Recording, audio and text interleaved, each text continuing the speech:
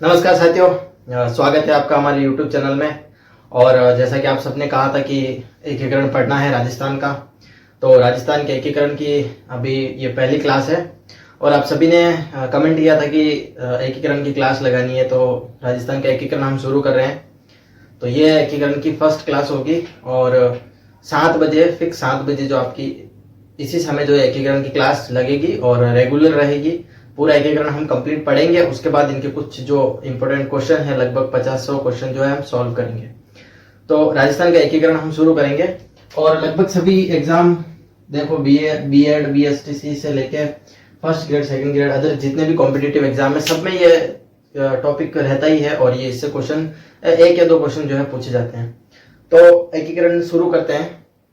उससे पहले देखो, हमेशा मैं एक बात बोलता ही हूँ आपको कि कोई भी टॉपिक पढ़ना है या फिर पढ़ना शुरू करते हैं हम, तो उससे पहले हमें उसका कारण जानना जरूरी है, जो कि मैं हर वीडियो में आपको बोलता हूँ, हर क्लास में आपको बोलता हूँ कि कारण जानोगे तो उस टॉपिक पर आपकी पकड़ अच्छी बनेगी। यानी कि किस कारण से वो हमें पढ़ना पड़ रहा है या किस कारण से, किस वजह से ये जो एकीकरण हुआ, वो चीजें हमें पता होनी चाहिए। तो सबसे पहले हम क्या पढ़ेंगे, एकीकरण क्यों हुआ या फिर एकीकरण का कारण।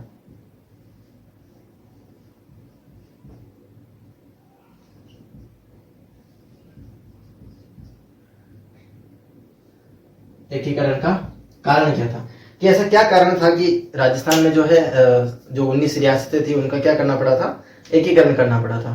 तो इसका पीछे का कारण हम सबसे पहले जानेंगे। तो देखो, बात शुरू होती है इंग्लैंड से। थोड़ी इंक निकल गई, 1 मिनट रुकना।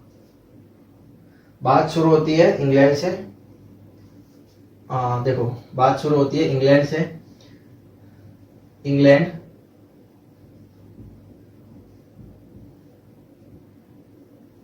1945 की बात है ये।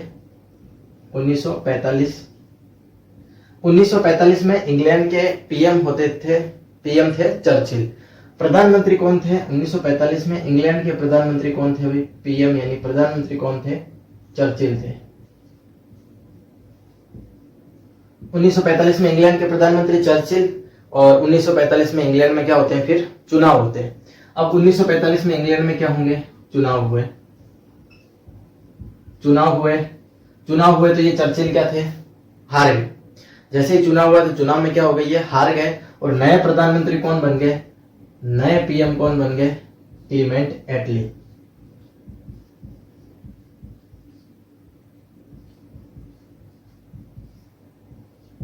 क्लीमेंट एटली कौन बन गए, इंग्लैंड के नए प्रधानमंत्री बन गए। अब देखो, सबसे पहली बात तो यह है कि इंग्लैंड 1945 की बात है। 1945 में इंग्लैंड के प्रधानमंत्री कौन थे, चर्चिल। फिर 1945 में क्या हुए थे, चुनाव होने से नए प्रधानमंत्री कौन बन गए, क्लीमेंट एटली बन गए। अब क्लीमेंट एटली जैसे प्रधानमंत्री बने तो उन्होंने ब्रिटिश संसद में एक प्रस्ताव रखा। कहा कि जो भारत है वो क्या है, अपनी सत्ता अपने हाथ में सौंप दी जाएगी। भारत की जो सत्ता है उनको उनके हाथ में सौंप दी जाएगी, यानी कि उनको स्वतंत्र कर दिया जाएगा। तो ये एक प्रस्ताव रखते हैं और ये घोषणा करते हैं। कब घोषणा करते हैं, देखो 20 फरवरी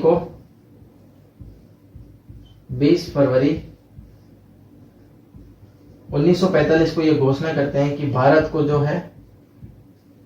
भारत को उनकी सत्ता सौंप दी जाएगी, यानी कि उनको क्या कर दिया जाएगा, स्वतंत्र कर दिया जाएगा। 20 फरवरी 1945 को,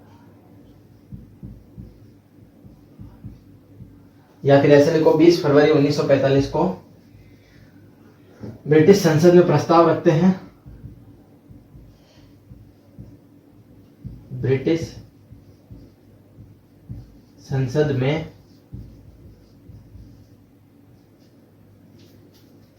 प्रस्ताव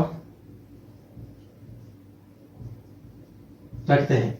ब्रिटिश संसद में क्या रखते हैं, प्रस्ताव रखते हैं। और प्रस्ताव कब रखते हैं, ये 20 फरवरी 1947 को क्या रखते हैं, प्रस्ताव रखते हैं। और ये कहते हैं कि भारत की सत्ता जो है भारतीयों को सौंप दी जाएगी। ब्रिटिश संसद में प्रस्ताव रखते हैं और 20 फरवरी 1945 को क्या करते हैं, ये प्रस्ताव रखते हैं और कहते हैं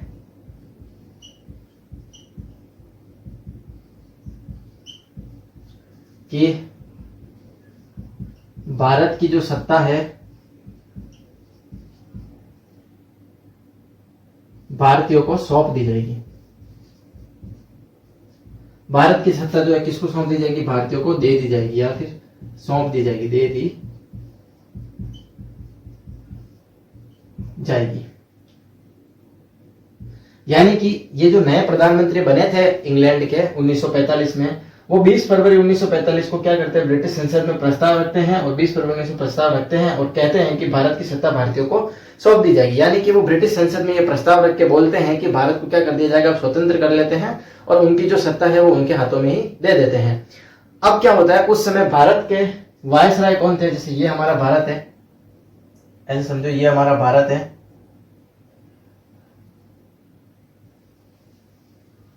ये छोटा सा भारत। अब भारत के वायसराय कौन थे उस समय? Lord Mountbatten. ये कौन थे? वायसराय थे। ये उस समय क्या थे? लॉर्ड माउंट बेंटन क्या थे? उस समय भारत के वायसराय थे या फिर गवर्नर जनरल बोल सकते हो। ये वायसराय थे। तो इन्होंने भी क्या किया था? इस प्रस्ताव को क्या किया था? स्वीकृति दी थी, यानी इस प्रस्ताव का क्या किया था? समर्थन किया था। और जब इस प्रस्ताव का समर्थन किया तब फिर उन्होंने क्या किया? भारत में घोषणा की कि आपको क्या कर दी जाएगी? आपकी सत्ता आपके हाथ में सौंप दी जाएगी। और ये 4 जून 1947 को ये घोषणा करते हैं कि ये जो भारत की सत्ता है आपको सौंप दी जाएगी और 15 अगस्त 1947 को आपको आजाद कर दिया जाएगा। तो इसके बाद क्या होता है वो समझो। इंग्लैंड, यहां तक की बात आपको समझ में आ गई, भारत की सत्ता भारतीयों को सौंप दी जाएगी। फिर आप लिखें कि भारत के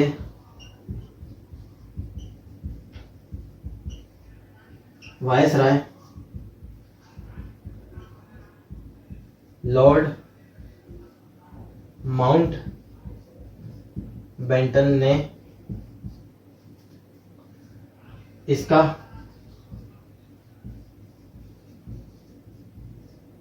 समर्थन किया और 4 जून 1947 को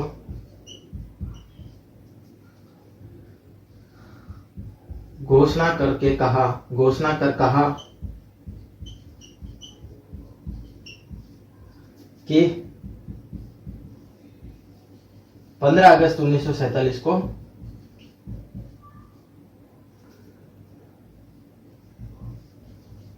आपको यानी कि भारत को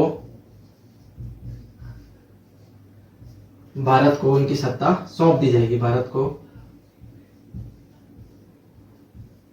उनकी सत्ता सौंप दी जाएगी। ठीक है, यहां तक की बात है ना। क्वेश्चन क्या क्या बनेगा?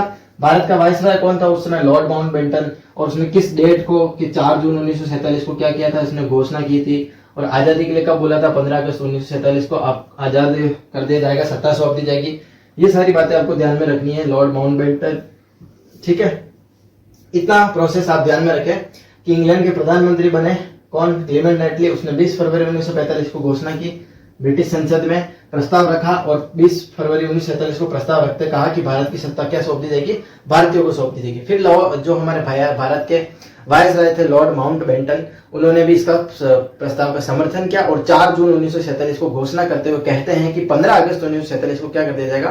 पूरी तरीके से जो है आपको क्या कर दिया जाएगा? सत्ता आपके हाथ में सौंप दी जाएगी। अब लॉर्ड माउंट बेंटन जो थे वो ऐसा इसलिए करना चाहते थे क्योंकि वह चाहते थे कि भारत में कोई सांप्रदायिक दंगे नहीं हो। इसलिए क्या कर दो? फटाफट इस भारत का क्या कर दो? विभाजन कर दो।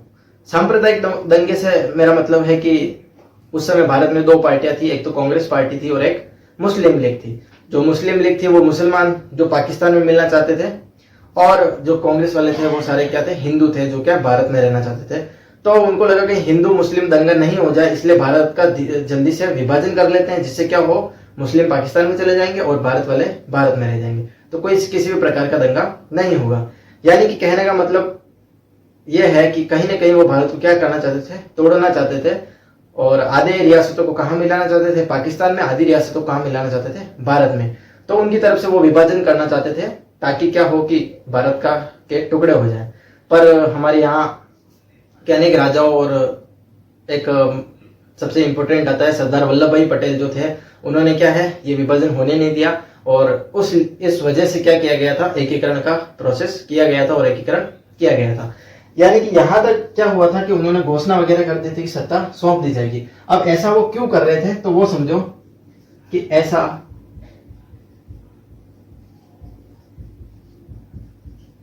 इसलिए, या फिर एक काम करो, आप इतना नोट करो, फिर उसके बाद हम नेक्स्ट लिखते हैं। आपने लिख लिया। अब इसके बाद देखो, इसके बाद मैंने बताया कि जो लॉर्ड माउंटबेटन थे वो समर्थन कर रहे थे। समर्थन इसलिए कर रहे थे क्योंकि वो चाहते थे, वो ये नहीं चाहते थे कि सांप्रदायिक दंगे हो, यानी कि जो मुस्लिम लीग और कांग्रेस के लोग यानी हिंदू मुसलमान के बीच दंगे नहीं हो।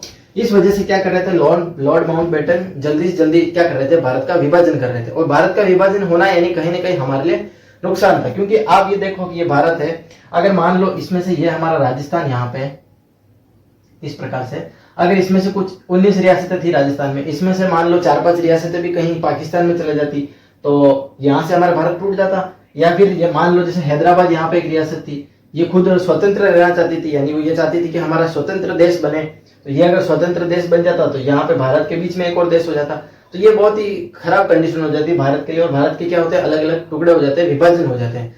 तो इस वजह से क्या था कि अब यहां से देखो, हमने लास्ट यहां लिखा था, फिर क्या था, लॉर्ड माउंटबेटन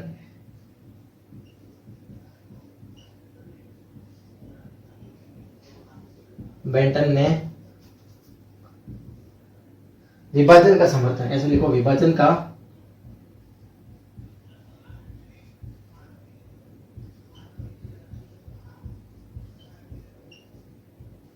समर्थन इसलिए किया, विभाजन का समर्थन इसलिए क्या, क्योंकि वह क्या चाहते थे, सांप्रदायिक दंगे नहीं चाहते थे, क्योंकि वह सांप्रदायिक दंगे यानी हिंदू मुस्लिम के बीच दंगे नहीं चाहते थे। हिंदू व मुस्लिम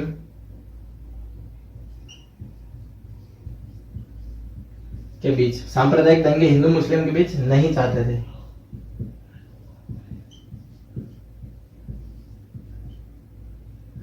क्या होता था कि अब वो चाह रहे थे कि भाई दंगे नहीं हो, भारत में किसी प्रकार के दंगे नहीं हो, इसलिए फटाफट क्या कर देते थे, भारत का विभाजन कर देते हैं। और उन्होंने घोषणा भी कर दी 4 जून 1947 को, और बोल भी दिया कि 15 अगस्त 1947 को आपको क्या कर दिया जाएगा, आजाद कर दिया जाएगा, आजाद कर दिया जाएगा। तो फिर उसने कहा कि सांप्रदायिक दंगे नहीं हो, इस वजह से ये विभाजन करेंगे फटाफट। फिर उसने घोषणा की, तो घोषणा में क्या बोला, घोषणा में ये बोला कि जो भी रियासत स्वतंत्र रहना चाहती है वो स्वतंत्र रहेगी, जो भारत में रहना चाहती है भारत में रहेगी, और जो पाकिस्तान में मिलना चाहती है वो पाकिस्तान में मिल सकती है। तो इस प्रकार से उन्होंने ये घोषणा की। तो अब हालांकि स्वाभाविक है कि ये घोषणा करने के बाद ये शर्तें रखी, तो स्वाभाविक है कि कहीं ना कहीं देश का क्या होगा, विभाजन होगा, देश के टुकड़े होंगे। क्यों, क्योंकि अगर कोई पाकिस्तान में मिलना चाहेगा तो वो पाकिस्तान में चला जाएगा, भारत में रहना चाहेगा तो भारत में चला जाएगा, और कोई अपना अलग अस्तित्व बनाना चाहता है, अलग देश बनाना चाहता है, तो वो भी अपना अलग देश बना पाएगा। तो इस प्रकार भारत क्या हो जाएगा, अलग अलग खंडों में विभाजित हो जाएगा। तो यहां तक क्या करते, सांप्रदायिक दंगे नहीं चाहते थे, और सांप्रदायिक दंगे नहीं चाहते थे, इसलिए उन्होंने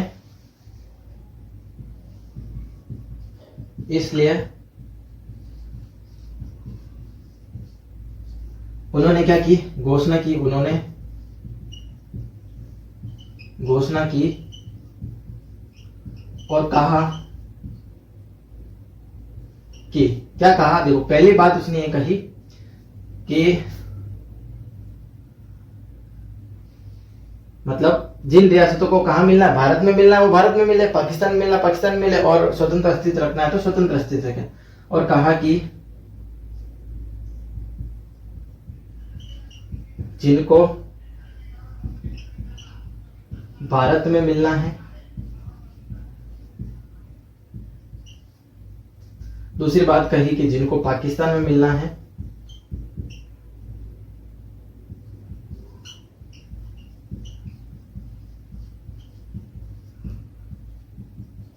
और तीसरी बात उन्होंने कही कि जिनको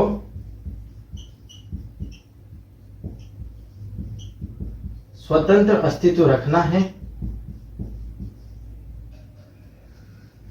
स्वतंत्र अस्तित्व रखना है, वह क्या कर सकता है? स्वतंत्र अस्तित्व रखना है।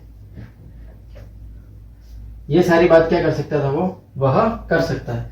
देखो, उसने घोषणा की और क्या कहा कि जिनको भारत में मिलना है, जिनको पाक में मिलना है, जिनको स्वतंत्र अस्तित्व रखना है, रख सकता है। यह उसने घोषणा कही और शर्त में कहा था। घोषणा करते हुए यह कहा था कि जिनको भारत में मिलना है वो भारत में मिल सकता है, जिनको पाकिस्तान में मिलना पाकिस्तान में मिलो, और जिनको अपना स्वतंत्र अस्तित्व रखना, स्वतंत्र देश बनाना, वो क्या करो? स्वतंत्र। ठीक है, यहां तक आपको समझ में आएगा कि भाई स्वतंत्र रहने के लिए बोल रहा है, पाकिस्तान में मिलने के लिए बोल रहा है, स्वतंत्र अस्तित्व रखने के लिए बोल रहा है। अब ये जो घोषणा की ये किसके लिए थी? ये जो घोषणा की थी ये किसके लिए थी? ये देशी रियासतों के लिए थी। ये बात भी ध्यान रखना।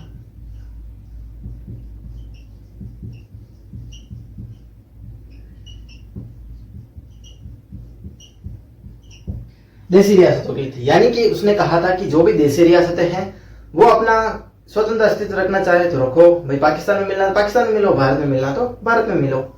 और भारत स्वतंत्र अधिनियम जो था 1947, उसकी धारा 8 में ये कहा गया था कि ये जो शर्तें थी वो किसमें कही गई थी? भारतीय स्वतंत्रता अधिनियम 1947 का जो था उसकी धारा 8 में ये बात कही गई थी। यहां तक आपको ध्यान में रखना है। और ये घोषणा जो थी ये किसमें कही गई थी? ये भी आप लिख सकते हो, भारतीय स्वतंत्रता अधिनियम, भारतीय स्वतंत्रता अधिनियम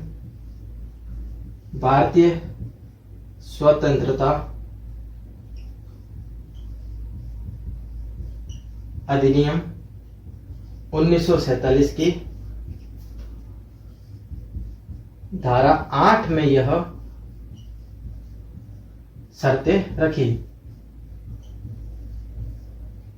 कौन सी शर्तें रखी? ये जो शर्तें, 3 जो शर्तें दे रखी है, ये किसमें रखी थी? भारतीय स्वतंत्रता अधिनियम की धारा 8 में ये शर्तें रखी कि आपको जहां जाना है वहां जा सकते हो। और किसके लिए थी? ये देशी रियासतों के लिए थी। ठीक है, और विभाजन का समर्थन क्यों किया? क्योंकि वो सांप्रदायिक दंगे नहीं चाहता था, इसलिए उन्होंने क्या घोषणा की देशी रियासतों के लिए कि भाई जिनको भारत में मिलना भारत में मिलो, पाकिस्तान और स्वतंत्र अस्तित्व रखना है तो रख सकते हो। और भारतीय स्वतंत्रता अधिनियम की 1947 की धारा 8 में यह शर्त रखी गई थी। यहां तक आप उतारो, फिर हम चलते हैं आगे की कहानी क्या है। चलो, यहां तक की बात आपको समझ में आ गई होगी कि क्या कहना चाह रहा था मैं और क्या समझाया मैंने आपको, ये समझ में आ गया होगा। एक बार वापस मैं बताता हूँ, शुरू से रिवाइज करते हैं कि क्या क्या लिखा अभी तक अपन ने। देखो, सबसे पहले प्रधानमंत्री बने इंग्लैंड के कौन? क्लेमेंट एटली। उन्होंने घोषणा की 4 जून को कि भाई आपकी 20 फरवरी को घोषणा की कि आप भारत की सत्ता क्या है, भारतीयों को सौंप दी जाएगी। फिर उसका समर्थन किसने किया? भारत के वायसराय लॉर्ड माउंटबेटन ने।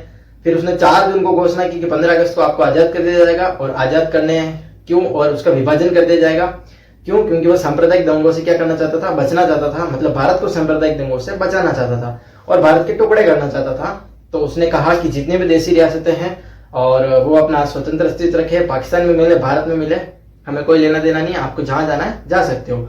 और ये धारा 8 में क्या की गई थी? इसकी घोषणा की गई थी। अब एक बात आप सोचो कि जब भारत का इस प्रकार विभाजन होगा और जो देशी रियासतें थी, हम बात किसकी कर रहे हैं? राजस्थान की, है ना। और राजस्थान के एकीकरण से पहले उस समय कितनी रियासतें थी? 19 रियासतें थी। मतलब 19 रियासतें थी, देशी रियासतें कितनी थी? 19। अब एक बात सोचो कि जो 19 रियासतें थी उसमें से भी कोई ना कोई तो पाकिस्तान में मिलना चाहेगा, कोई भारत में मिलना चाहेगा और कोई क्या करना चाहेगा? अपना स्वतंत्र अस्तित्व रखना चाहेगा। तब सबसे पहले प्रयास किए गए थे कि महाराणा भोपाल सिंह जो थे मेवाड़ के, उन्होंने सबसे पहला प्रयास किया कि राजस्थान यूनियन बनाते हैं, यानी कि जितनी भी अलग अलग रियासतें हैं उनको मिला के एक राजस्थान यूनियन बनाते हैं, जिससे क्या होगा? राजस्थान एक हो जाएगा, एकीकरण हो जाएगा।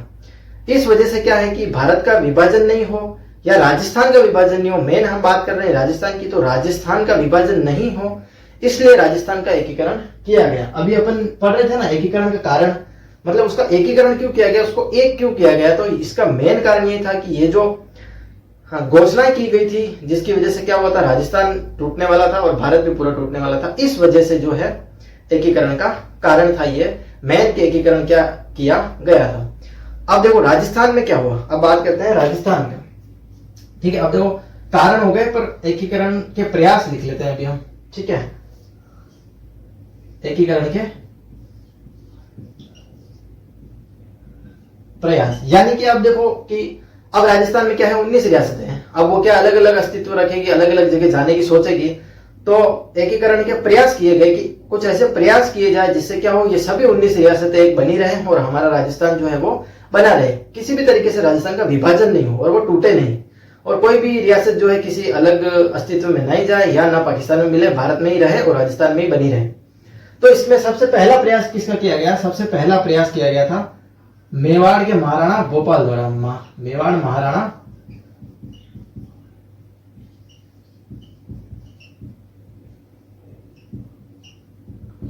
महाराणा भोपाल द्वारा प्रयास किया गया। 25 और 26 जून 1946 को गुजरात, मालवा और राजस्थान के 22 प्रतिनिधि को बुलाया, मतलब 22 लोगों को बुलाया और कहा कि हम मिलकर एक राजस्थान यूनियन बनाते हैं, जिससे क्या होगा कि पूरा एक राजस्थान बन जाएगा। ठीक है, तो उससे क्या होगा कि विभाजन भी नहीं होगा। तो क्या हुआ था कि इन्होंने क्या किया था, 25 और 26 जून 1946 को किस किस को बुलाया? गुजरात प्लस मालवा प्लस राजस्थान, गुजरात, मालवा और राजस्थान। राजस्थान के 22 प्रतिनिधियों को बुलाया, प्रतिनिधियों की बैठक बुलाई।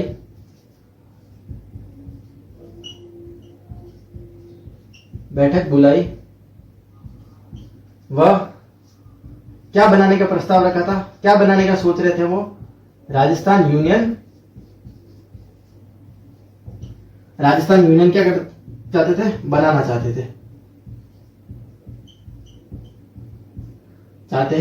बनाना चाहते थे, परंतु ये असफल रहे।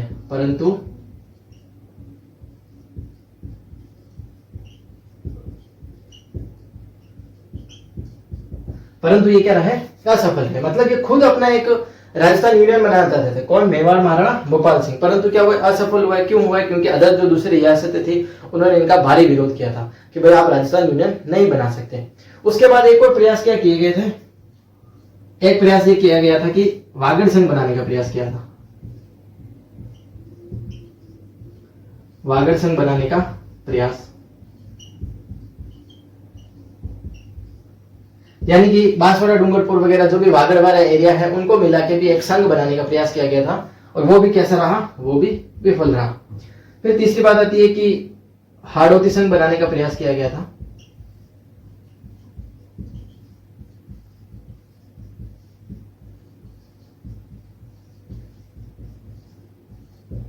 हाड़ौती संघ बनाने का प्रयास किया गया था। यानी ये कुछ बड़े बड़े प्रयास किए गए थे जिसकी वजह से क्या हो कि एकीकरण हो या फिर अपना अपना एक यूनियन और संघ बनाने के प्रयास किए गए थे, परंतु सभी क्या रहे थे? विफल रहे थे। अब इतनी विफलता के बाद सरदार वल्लभ भाई पटेल जो है वो क्या करते हैं? रियासती विभाग का गठन करते हैं, और रियासती विभाग का गठन करते हैं और शर्तें रखते हैं कुछ, कि 2-4 शर्तें रखते हैं कि भाई आपको विलय पत्र पर हस्ताक्षर करना पड़ेगा, और किस प्रकार जो शर्तें हैं वो हम आगे समझते हैं। इतना आप नोट करो। चलो देखो, यहां तक अपन ने समझा कि ये सारी जो प्रयास थे वो क्या हो गए थे? विफल हो गए थे। अब सारे प्रयास विफल होने के बाद क्या हुआ था कि अब सरदार वल्लभ भाई पटेल जो थे उन्होंने 5 जुलाई 1947 को क्या किया था? रियासती विभाग का गठन किया गया था। अब देखो, सारे प्रयास विफल हुए। उसके बाद 5 जुलाई 1947 को रियासती विभाग की स्थापना की गई। रियासती विभाग की क्या की गई थी? स्थापना की गई थी। यानी कि एक ऐसा विभाग जो इन रियासतों को एकीकरण में मदद करेगा और इन रियासतों को सब देखेगा कि भाई कौन किधर जा रहा है, उन सबको एक साथ करने के लिए 5 जुलाई को रियासती विभाग की स्थापना की गई। और जिसका अध्यक्ष किसको बनाया गया था? यहां लिख रहा हूं मैं, रियासती विभाग का अध्यक्ष बनाया गया था। अध्यक्ष किसको बनाया गया था? वल्लभ भाई पटेल। वल्लभ भाई पटेल और सचिव किसको बनाया गया था? वीपी मेनन को। वीपी मेनन। यानी कि प्रयास जिनको जो प्रयास करने थे उन्होंने वो कर दिए भाई।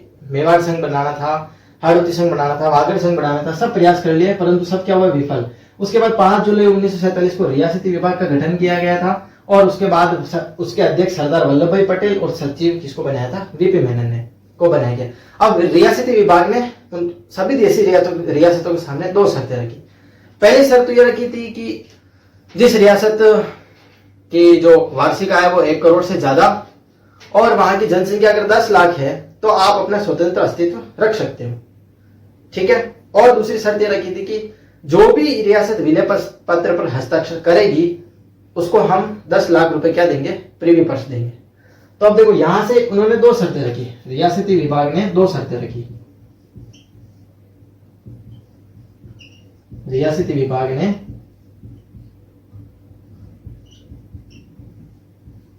दो शर्तें रखी। पहली शर्त क्या थी? पहली शर्त थी स्वतंत्र अस्तित्व कौन कौन रख सकता है?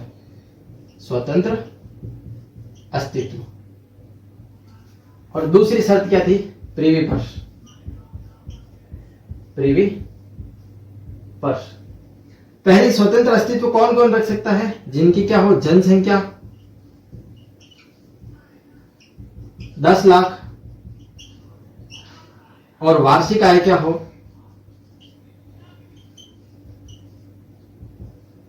1 करोड़ हो। यानी कि जिन रियासतों की जनसंख्या 10 लाख और वार्षिक आय 1 करोड़ हो वो रियासत क्या कर सकती है? अपना स्वतंत्र अस्तित्व रख सकती है। बाकी को तो विलय पत्र पर हस्ताक्षर करके मिलना ही है राजस्थान में। और दूसरा था कि जो विलय पत्र पर हस्ताक्षर करेगा उसको क्या मिलेगा? 10 लाख रुपए प्रीवी पर्स मिलेगा। यानी यहां अपने क्या लिख सकते हैं कि विलय पत्र पर हस्ताक्षर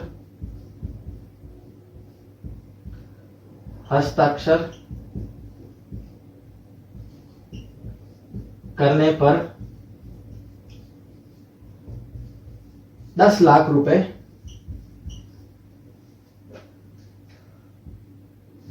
विलय पत्र पर हस्ताक्षर करने पर 10 लाख रुपए प्रीवी पर्स दिया जाएगा। ठीक है। 2 शर्तें ध्यान में रखनी है। दूसरी शर्त प्रीवी पर्स, पहली स्वतंत्र अस्तित्व कौन रख सकता है? जिनकी जनसंख्या 10 लाख, वार्षिक आय 1 करोड़। अब राजस्थान की 4 ऐसी रियासतें थी जो क्या कर रही थी? इस शर्त को पूरी तरीके से फुलफिल कर रही थी। कहने का मतलब उनकी जनसंख्या भी 10 लाख थी और वार्षिक आय भी 1 करोड़ थी। तो राजस्थान की 4 रियासतें जिनका नाम आपको याद रखना है। तो यहां से आप लिखो कि राजस्थान की 4 रियासतें कौन कौन सी? जैसलमेर,